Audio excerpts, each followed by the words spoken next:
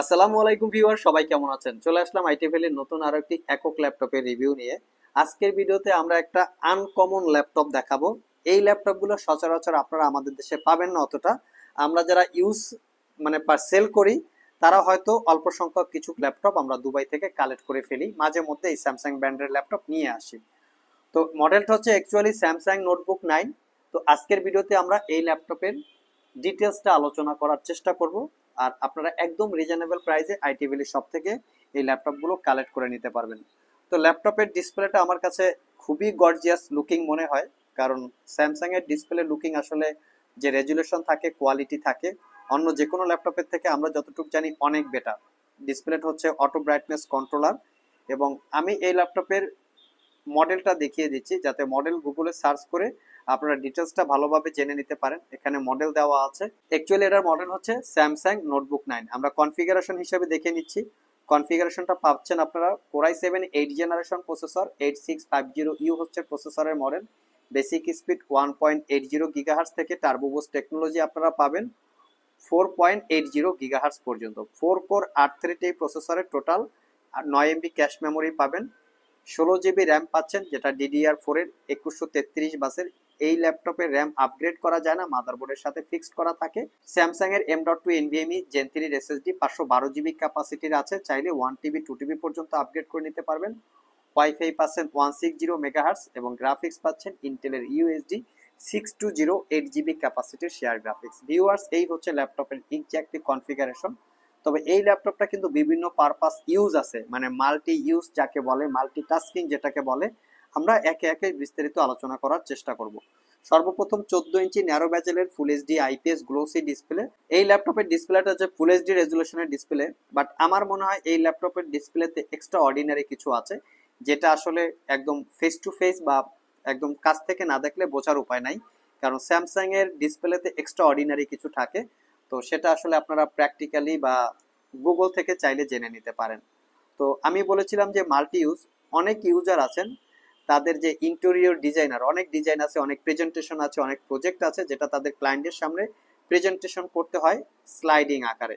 তারা চাইলে ল্যাপটপটা দেখতে পারেন। ল্যাপটপটা খুবই লাইট ওয়েট এবং ক্যারি করার জন্য কমফোর্টেবল। তো যারা এই টাইপের কাজ করেন তাদের জন্য এরকম কিন্তু একটু পোর্টেবিলিটি টাইপের ল্যাপটপ দরকার। দেখতে পাচ্ছেন আপনাদের প্রেজেন্টেশন গুলা বা প্রজেক্ট গুলা একটা চাহিদা মতো স্মুথলি আপনারা চাইলে আপনাদের ক্লায়েন্টের সামনে শো করতে পারবেন, এখানে দেখাতে পারবেন। এটা একটা ইউজেস আছে। সেকেন্ড ইউজেস হচ্ছে এই ল্যাপটপটা দিয়ে আপনারা ডিজিটাল ড্রয়িং এর কাজ করতে পারবেন। অনেক ইউজার আছেন যে অনলাইনে ডিজিটাল ড্রয়িং করে থাকেন, তাদের জন্য ল্যাপটপগুলো কিন্তু খুবই কমফোর্টেবল। এখানে বিভিন্ন রকমের পেইন্ট, বিভিন্ন রকমের কাজ আপনারা করে নিতে পারবেন, যেটা খুবই স্মুথলি করা যায়, যা অন্য কোনো ল্যাপটপে আপনার এই ফ্যাসিলিটিস পাবেন না। তো এটা চাইলে 3D ভিউ দেখতে পারবেন আপনারা, 3D ভিউ টাইপেরও আছে, অনেক অ্যাঙ্গেল বিভিন্নভাবে একে কাজ করার জন্য। তো এইগুলো হচ্ছে ডিজিটাল ড্রয়িং। তো এর পাশাপাশি কিন্তু আপনারা অনেক ইউজার আছেন যারা ভার্চুয়ালি এন্টারটেইনমেন্ট নিয়ে থাকেন। তো এটা দিয়ে কিন্তু আপনারা খুব সুন্দর আকারে স্লাইডিং সিস্টেমে ফরওয়ার্ড, নেক্সট, এখান থেকে সিক করা সমস্ত ধরনের যে ভার্চুয়ালি এন্টারটেইনমেন্ট আছে, এগুলোর আপনারা ইউজ করতে পারবেন। খুবই সুন্দর আকারে সেই জিনিসটা দেওয়া আছে।